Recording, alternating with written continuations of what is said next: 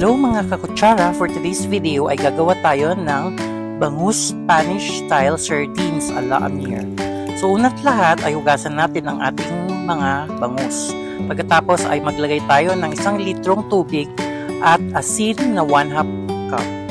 At pagkatapos nun ay ilagay na natin ang ating bangus.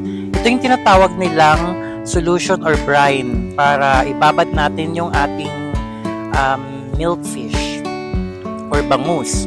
Pagkatapos natin siyang ibabad for 30 minutes to an hour, or kung may marami ka pang oras, pwede mo namang gawin siya na buong araw or 24 hours. Pagkatapos niyan ay maggagayat na tayo ng carrots. So, pwede mo namang plain lang siya o gawin mong may kaartehan na yan, parang floret ang tawag dyan. So, hiwain mo lang siya ng medyo makapal at wag manipis kasi ang tendency ay baka masyadong ma-overcook. So, ilagay na natin sa ating Instapot ang ating mga sangkap.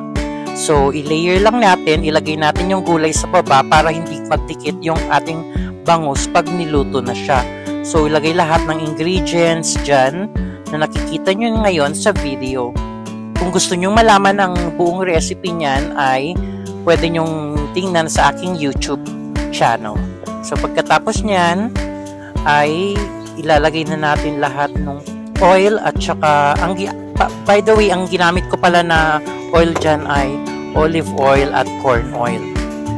So, ayan na. Takpan na natin siya and set lang natin to pressure level.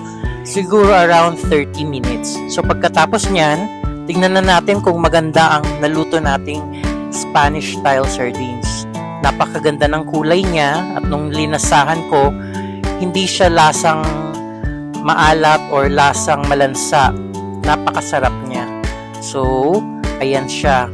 Ngayon, pwede na natin siyang ilagay sa jar o kaya sa isang microwavable container in the meantime para mag-dry up lang siya at medyo hindi siya mainit. Ayan po yung tsura ng ating bangus